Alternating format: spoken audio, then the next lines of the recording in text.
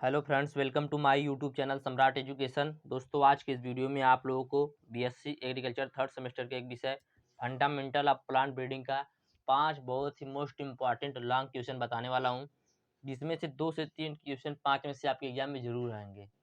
तो यदि आप लोगों को इसका पीडीएफ चाहिए तो डिस्क्रिप्शन में व्हाट्सएप ग्रुप का लिंक और व्हाट्सएप नंबर दिया गया है। मैसेज करके आप लोग इसका पीडीएफ भी ले सकते हैं। इसके पहले भी दोस्तों मैंने बहुत सा वीडियो बनाया हुआ है, तो आप लोग उसको भी देख सकते हैं। मैं उसका भी लिंक डिस्क्रिप्शन में दे दूंगा और प्लेलिस्ट का लिंक भी दे दूंगा, आप लोग वहां से भी देख सकते हैं। दोस्तों, मैं जो भी क्वेश्चन बताऊंगा उसमें से 75% क्वेश्चन आपकी एग्जाम में आएंगे।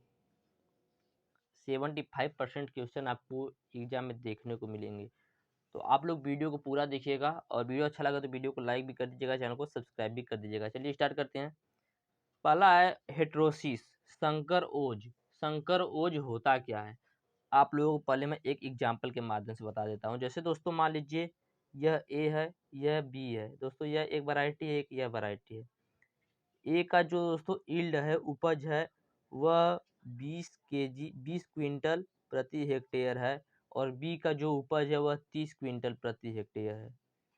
अब इन दोनों के बीच में जब क्रॉस कराएंगे, क्रॉस कराने के बाद जो दोस्तों हाइब्रिड प्राप्त होगा F1 में, हाइब्रिड जो प्राप्त होगा फर्स्ट जनरेशन में, उसकी जो दोस्तों उपज की क्षमता है वह 35 क्विंटल प्रति हेक्टेयर है। मतलब दोस्तों दोनों से ज़्यादा है। तो दोस्तों इसी क्रिया को कहा जाता है हेट्रोसिस। बस इसी क्रिया को हेट्रोसिस कहा जाता है। तो चलिए अब देखते हैं। तो हेट्रोसिस एक आनुवांशिक क्रिया है जिसमें F1 संकर संतति की किसी हाइब्रिड पर ऐसा प्रभाव जिसके कारण उसकी प्रजनन क्षमता बढ़ जाती है, उसे संकर ओज कहते हैं। तो दोस्तों आप लोग हेट्रोसिस समझ गए होंगे कि हेट्रोसिस यह एक आनुवांशिक क्रिया होती है जिसमें F1 संकर संतति की किसी हाइब्रिड पर ऐसा प्रभाव पड़ता है जिसके कारण उसकी प्रजनन की क्षमता जो होती है वह बढ़ जाती है। यह 2 प्रकार का होता है, सत्य संकर ओज, असत्य संकर ओज। तो सत्य संकर ओज क्या होता है, किसी आनुवांशिक संरचना का किसी हाइब्रिड पर ऐसा प्रभाव, ध्यान दीजिएगा दोस्तों, किसी आनुवांशिक संरचना का किसी हाइब्रिड पर ऐसा प्रभाव जिसके कारण उसकी प्रजनन की क्षमता बढ़ जाती है, उसे सत्य संकरोज कहते हैं। अब असत्य संकरोज क्या होता है, जब 2 जनकों, यहाँ पर दोस्तों जनक की बात हो रही है, मतलब पेरेंट की बात हो रहा है। जब 2 जनकों में संकरण के बाद उत्पन्न हाइब्रिड के किसी एक या एक से अधिक ऐसे लक्षण की वानस्पतिक अभिव्यक्ति जनकों से अधिक होती है तो उसे असत्य संकर ओज कहते हैं। तो सत्य संकर ओज क्या होता है, सत्य संकर ओज क्या होता है, जब किसी आनुवांशिक संरचना का किसी हाइब्रिड पर ऐसा प्रभाव पड़ता है जिसके कारण उसकी प्रजनन की क्षमता बढ़ जाती है, उसे सत्य संकर ओज कहते हैं। असत्य संकर ओज क्या होता है, जब 2 जनकों में संकरण के बाद उत्पन्न हाइब्रिड के किसी एक या एक से अधिक ऐसे लक्षण की वानस्पतिक अभिव्यक्ति जनकों से अधिक होती है तो उसे असत्य संकर ओज कहते हैं। इसको भी आप लोग समझिएगा एग्जाम्पल के माध्यम से। दोस्तों मान लीजिए यह ए है, इसकी उपज कितना था, 20 क्विंटल प्रति हेक्टेयर, और यह बी है, इसकी उपज कितना था, 30 क्विंटल प्रति हेक्टेयर। तो इन दोनों का रेशियो निकाल के क्रॉस करा दें, इन दोनों का रेशियो निकालेंगे तो कितना हो जाएगा, 20 + 30 50, 50/2, मतलब दोस्तों 100, सॉरी 25, 25% आया दोस्तों इनका रेशियो, या आप कह सकते हैं 25 क्विंटल प्रति हेक्टेयर इन लोगों का रेशियो निकालने से आया। अब इन दोनों के बाद हमने क्रॉस कराया, तो जो उपज ये दोस्तों 25% आया है F1 हाइब्रिड में, यह यहाँ पर हो जाएगा। तो दोस्तों आप लोग देखेंगे कि यह एक से ज़्यादा है लेकिन दूसरे से कम है। यहाँ पर एक, यहाँ की जो इसकी वानस्पतिक अभिव्यक्ति है वह एक जनक से अधिक है और दूसरे जनक से कम है, तो इसी क्रिया को असत्य संकरोज कहा जाता है। असत्य संकरोज क्या होता है, जब 2 जनकों में संकरण के बाद, यहाँ पे संकरण हुआ दोस्तों, संकरण के बाद उत्पन्न हाइब्रिड का, यहाँ पे जो हाइब्रिड उत्पन्न हुआ उस हाइब्रिड का किसी एक या एक से अधिक, किसी एक या एक से अधिक ऐसे लक्षण की वानस्पतिक अभिव्यक्ति जनक से अधिक होती है। तो यहाँ पर जनक से अधिक हो रही 25%, तो उसी क्रिया को कहा जाता है असत्य संकरोच। तो उम्मीद करते हैं आप लोग संकरोच, असत्य संकरोच और संकरोच क्या होता है समझ गए होंगे। आगे चलते हैं, देखते हैं स्व अनिश्चयता या सेल्फ इनकम्पैटिबिलिटी। दोस्तों स्व अनिश्चयता क्या होता है? असंगतता दोस्तों जिसे कहते हैं, या सेल्फ इनकम्पैटिबिलिटी भी कहते हैं। तो असंगतता में एक पुष्प के परागकण उसी पौधे के अन्य पुष्प एवं उसी जीन प्रारूप वाले अन्य पौधे के पुष्प का निषेचन करने में असमर्थ होते हैं, तो इसी प्रक्रिया को असंगतता कहते हैं। असंगतता क्या होता है? असंगतता दोस्तों जो होता है इसमें एक पुष्प, कोई भी एक पुष्प हो गया, उसके परागकण का उसी पुष्प के उसी पौधे के अन्य पुष्प एवं उसी जीन प्रारूप वाले अन्य पौधे के पुष्प का निषेचन करने में असमर्थ होता है, तो इसी प्रक्रिया को असंगतता या सेल्फ इनकम्पैटिबिलिटी कहते हैं। या दोस्तों यदि एक पौधे के उर्वर परागकणों का अंकुरण उस पौधे के वर्तिकाग्र पर नहीं होता है, तो इस प्रक्रिया को स्व अनिश्चयता या सेल्फ इनकम्पैटिबिलिटी कहते हैं। यह दो प्रकार का होता है। पहला होता है स्पोरोफाइटिक सेल्फ इनकम्पैटिबिलिटी, दूसरा होता है गैमेटोफाइटिक सेल्फ इनकम्पैटिबिलिटी। तो इन दोनों के बारे में देखेंगे। तो स्पोरोफाइटिक सेल्फ इनकम्पैटिबिलिटी कहते हैं बीजाणुद भिदीय स्व अनिश्चयता, और गैमेटोफाइटिक सेल्फ इनकम्पैटिबिलिटी कहते हैं युग्मकोद भिदीय स्व अनिश्चयता। तो सबसे पहले स्पोरोफाइटिक वाला देखेंगे, तो चलिए देखते हैं। जब असंगतता या स्व अनिश्चयता पौधे के जीन प्रारूप द्वारा निर्धारित होता है, तो इसे स्पोरोफाइटिक सेल्फ इनकम्पैटिबिलिटी कहते हैं। दोस्तों यहाँ पर ध्यान दीजिएगा, यहाँ पर जो स्व अनिश्चयता है वह पौधे के जीन प्रारूप द्वारा निर्धारित हो रहा है, और उसमें क्या होगा दोस्तों, इसमें परागकण की जो गैमेटोफाइटिक होगा उसमें क्या होगा, उसमें परागकण के जीन प्रारूप द्वारा निर्धारित होगा। अभी आप लोग आगे देखिएगा, तो जो स्पोरोफाइटिक सेल्फ इनकम्पैटिबिलिटी होता है, इसमें जो पौधे का असंगतता होता है, जब पौधे के जीन प्रारूप द्वारा निर्धारित होता है, तो इसे स्पोरोफाइटिक सेल्फ इनकम्पैटिबिलिटी कहते हैं। इसमें क्या होता है, इसमें मादा जनक पौधे या वर्तिकाग्र की जीन प्रारूप की तुलना नर जनक पौधे के जीन प्रारूप से की जाती है। यहाँ पर भी ध्यान दीजिएगा कि इसमें मादा जनक पौधे या वर्तिकाग्र के जीन प्रारूप की तुलना नर जनक पौधे के जीन प्रारूप से की जाती है।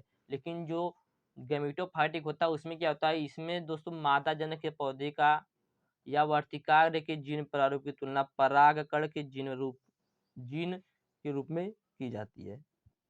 इसमें दोस्तों 50% या 100% समानता होने पर निषेचन नहीं होता है, केवल 100% असमानता होने पर ही निषेचन होता है। जो स्पोरोफाइटिक होता है इसमें 100% असमानता रहेगा तभी निषेचन होगा। तो अब चलिए देखते हैं गैमेटोफाइटिक सेल्फ इनकम्पैटिबिलिटी। उससे पहले एक बार इसको फिर देख लेते हैं। तो क्या होता है स्पोरोफाइटिक सेल्फ इनकम्पैटिबिलिटी? जब असंगतता पौधे के जीन प्रारूप द्वारा निर्धारित होता है, तो उसी को स्पोरोफाइटिक सेल्फ इनकम्पैटिबिलिटी कहते हैं। इसमें मादा जनक पौधे या वर्तिकाग्र के जीन प्रारूप की तुलना नर जनक पौधे के जीन प्रारूप से की जाती है, जिसमें 50% या 100% समानता होने पर निषेचन नहीं होता है, केवल 100% असमानता होने पर ही निषेचन होता है। युग्मकोद विधि क्या होता है, अब देखेंगे दोस्तों गैमेटोफाइटिक वाला। तो युग्मकोद विधि स्व अनिश्चयता, जब असंगतता परागकण के जीन प्रारूप द्वारा निर्धारित होती है, तो उसे गैमेटोफाइटिक सेल्फ इनकम्पैटिबिलिटी कहते हैं। इसमें किससे होता था, इसमें जीन प्रारूप द्वारा निर्धारित होता था, इसमें परागकण के जीन प्रारूप द्वारा निर्धारित होगा। तो ये थोड़ा सा डिफरेंस इसको याद रखिएगा। इसमें क्या होता है, इसमें मादा जनक पौधे या वर्तिकाग्र के जीन प्रारूप की तुलना परागकण की जीन के रूप में की जाती है। लेकिन जो स्पोरोफाइटिक होता था उसमें क्या होता था, इसमें मादा जनक पौधे या वर्तिकाग्र के जीन प्रारूप की तुलना नर जनक पौधे के जीन प्रारूप द्वारा होता है, इसमें परागकण के जीन प्रारूप द्वारा होता है। तो ये थोड़ा सा ही अंतर है। इसमें समानता होने पर निषेचन नहीं होता है तथा असमानता होने पर निषेचन होता है। तो यह था दोस्तों सेल्फ इनकम्पैटिबिलिटी या स्व अनिश्चयता, जो कि आप लोगों को समझ में आ गया होगा। तीसरा टॉपिक दोस्तों भारतीय गन्ने का नोबलीकरण, जो लगातार एग्जाम पूछा है। तो भारतीय नोबिलाइजेशन ऑफ इंडियन शुगर केन। तो दोस्तों यह क्या होता है, इसमें दोस्तों यह होता है कि भारतीय जो गन्ना होता है उसमें दोस्तों जो एक गन्ने की दोस्तों प्रजाति है साकरम ऑफिसिनिरम, उससे क्रॉस कराकर गन्ने में सुधार किया गया था। इसी प्रक्रिया को कहा जाता है नोबलीकरण। तो देखते हैं, गन्ना प्रजनन केंद्र कोयम्बटूर पर भारतीय गन्ने साकरम बारबेरी का उष्णकटिबंधीय गन्ने साकरम ऑफिसिनरम से क्रॉस कराकर भारतीय गन्ने में सुधार किया गया था। इसी प्रक्रिया को नोबलीकरण कहा जाता है। तो आगे देखते हैं, भारतीय गन्ना बहुत कम उपज व बहुत कम रस वाला होता है, जबकि उष्णकटिबंधीय गन्ना बहुत अधिक कोमल, बहुत अधिक रस, बहुत अधिक उपज व बहुत कम रेशे वाला होता है, जिसका तना मोटा व छिलका मुलायम होता है।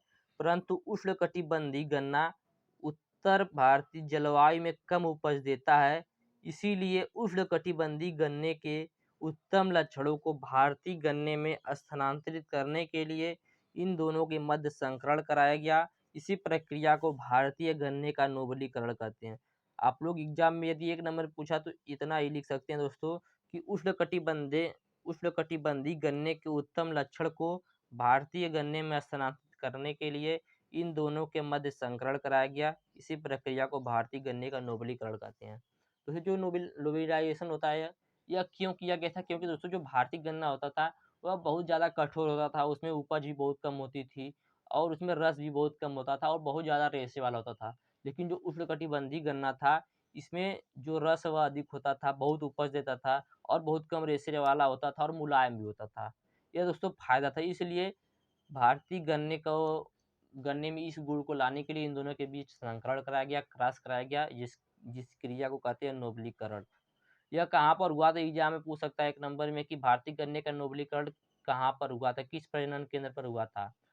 तो गन्ना प्रजनन केंद्र कोयम्बटूर पर दोस्तों भारतीय गन्ने सैकरम बारबेरी का उष्णकटिबंधीय गन्ने सैकरम ऑफिसिनेरम से संकरण कराकर भारतीय गन्ने में सुधार किया गया था। तो उम्मीद करते हैं आप लोगों को भारतीय गन्ने का नोबलीकरण भी समझ में आया होगा। आगे देखते हैं हाइब्रिडाइजेशन, संकरण। मैं जो भी आप लोगों को क्वेश्चन कर रहा हूँ उस समय एग्जाम पूछा गया क्वेश्चन है। तो हाइब्रिडाइजेशन क्या होता है, संकरण क्या होता है। हाइब्रिडाइजेशन दोस्तों, हाइब्रिडाइजेशन के द्वारा सस्य सुधार किया जा सकता है। यह सस्य सुधार की सबसे अच्छी और आधुनिक क्लिनिक विधि होती है। इसमें विभिन्न लक्षण वाले किन्हीं दो मनुष्य, पौधे अथवा जानवरों के आपस में संयोग करने को हाइब्रिडाइजेशन कहते हैं। या दोस्तों हाइब्रिडाइजेशन किसे कहते हैं, आनुवांशिक रूप से एक ही जाति के दो भिन्न जनकों के मध्य निषेचन या क्रॉस कराकर नई किस्म उत्पन्न करने की विधि को संकरण कहते हैं। आनुवांशिक रूप से एक ही जाति के दो भिन्न जनकों के मध्य निषेचन द्वारा नई किस्म उत्पन्न करने की विधि को संकरण कहते हैं। तो दोस्तों आप देखेंगे इसका टाइप ऑफ हाइब्रिडाइजेशन, हाइब्रिड संकरण के प्रकार। तो टैक्सोनॉमिक रिलेशनशिप के आधार पर हाइब्रिडाइजेशन मुख्यतः दो प्रकार के होते हैं। पहला होता है इंटर वराइटल हाइब्रिडाइजेशन, अंतर प्रभेदोय संकरण। दूसरा होता है डिस्टेंस हाइब्रिडाइजेशन, दूरस्थ संकरण। इन दोनों के बारे में भी देखेंगे। पहला देखते हैं अंतर प्रभेदोय संकरण। जब एक ही जाति के पौधे में संकरण किया जाता है तो उसे अंतर प्रभेदोय संकरण कहते हैं। जब दोस्तों एक ही जाति के पौधे में संकरण किया जाएगा तो उसे क्या कहेंगे, अंतर प्रभेदोय संकरण। पादप प्रजनन में इस प्रकार का संकरण कराया जाता है। पादप प्रजनन में दोस्तों प्लांट ब्रीडिंग में इसी प्रकार का संकरण कराया जाता है तथा फसलों के सुधार एवं महत्व तथा संकरण द्वारा फसलों में नए नए प्रजातियां पाई जाती हैं और विकास भी होता है। तो इनमें आप लोग फिर से बताऊंगा एक बार, आगे चलते हैं अभी। अब डिस्टेंस हाइब्रिडाइजेशन क्या होता है, जब संकरण में प्रयोग होने वाले पौधे विभिन्न जातियों अथवा प्रजातियों से संबंधित होते हैं तो ऐसे संकरण को दूरस्थ संकरण कहते हैं। अब एक बार संकरण को आप लोग फिर से समझिएगा, संकरण होता क्या है, हमको लगता है कि समझ में नहीं आएगा। तो जब आनुवांशिक रूप से एक ही जाति के दो भिन्न जनकों के मध्य निषेचन द्वारा नई किस्म उत्पन्न की जाती है, तो नई किस्म उत्पन्न करने की विधि को ही संकरण कहते हैं। टैक्सोनॉमिक रिलेशनशिप के आधार पर इसको दो भागों में बांटा गया है। पहला होता है दोस्तों अंतर प्रभेदोय संकरण, दूसरा दूरस्थ संकरण। पहला देखेंगे इंटर वैराइटल हाइब्रिडाइजेशन। जब एक ही जाति के पौधे में संकरण किया जाता है तो उसे अंतर प्रभेदोय संकरण कहते हैं। और दूरस्थ संकरण किसे कहते हैं? जब संकरण में प्रयोग होने वाले पौधे विभिन्न जातियों अथवा प्रजातियों से संबंधित होते हैं तो उसे दूरस्थ संकरण कहते हैं। अब देखेंगे रिकरेंट सिलेक्शन, आवर्ती चरण। दोस्तों पूछता है मक्के में आवर्ती वर्ण लिखिए या मक्के में रिकरेंट सिलेक्शन क्या होता है उसको लिखिए। तो दोस्तों यह खास करके मक्के में ही होता है। मैंने मक्के का नहीं लिया, सिर्फ उसी को ले लिया है। अगले वीडियो में आप लोग को करा दूंगा। तो जब सभी संयोजनों में संकरण कराकर पुनरावर्तित उपज परीक्षण करके बार बार वर्ण किया जाता है तो इसी क्रिया को रिकरेंट सिलेक्शन कहते हैं। दोस्तों कोई भी प्रजाति है दोस्तों, उसमें क्या करेंगे, उसमें सिलेक्शन करने के बाद उससे जो वैरायटी प्राप्त होगी उसमें फिर से सिलेक्शन करेंगे, तो यही क्रिया बार बार करेंगे तो उसी को आवर्ती वर्ण कहते हैं। अगला है ब्रैसिका ट्रायंगल, बहुत इंपॉर्टेंट है दोस्तों। क्या होता है? ब्रैसिका त्रिभुज पादप जीनस के 6 सबसे सामान्य रूप से ज्ञात सदस्यों के विकास और संबंधों के बारे में एक सिद्धांत है। यह सिद्धांत बताता है कि ब्रैसिका की 3 पैतृक द्विगुणित प्रजातियों के जीनोम ने मिलकर 3 समान टेट्राप्लॉइड सब्जियां और तिलहन फसल की जातियां बनाई। इसके बाद डीएनए और प्रोटीन के अध्ययन से इसकी पुष्टि हुई। तो दोस्तों ब्रैसिका ट्रायंगल क्या होता है? ब्रैसिका त्रिभुज दोस्तों यह होता है कि जब यह पादप जीनस के 6 सबसे सामान्य रूप से ज्ञात सदस्य के विकास और संबंध के बारे में एक सिद्धांत होता है, जो सिद्धांत बताता है कि ब्रैसिका की 3 पैतृक द्विगुणित प्रजाति के जीनोम ने मिलकर 3 समान टेट्राप्लॉइड सब्जी और तिलहन फसल की प्रजाति बना ली। इसके बाद डीएनए और प्रोटीन के अध्ययन से ही इसकी पुष्टि हुई। तो दोस्तों ये थे कुल 6 क्वेश्चन जो कि मैंने आप लोगों को बताया। उम्मीद करते हैं आप लोगों को सभी समझ में आए होंगे आसानी से। और यदि वीडियो अच्छा लगा तो वीडियो को लाइक कर दीजिएगा या चैनल को सब्सक्राइब कीजिएगा और इसको अपने दोस्तों के पास शेयर कीजिएगा ताकि उनकी भी तैयारी अच्छे तरीके से हो सके। और यदि आप लोगों को इसका पीडीएफ चाहिए तो डिस्क्रिप्शन में व्हाट्सएप ग्रुप का लिंक और व्हाट्सएप नंबर दिया गया है, मैसेज करके आप लोग इसका पीडीएफ भी ले सकते हैं। धन्यवाद। जय हिंद।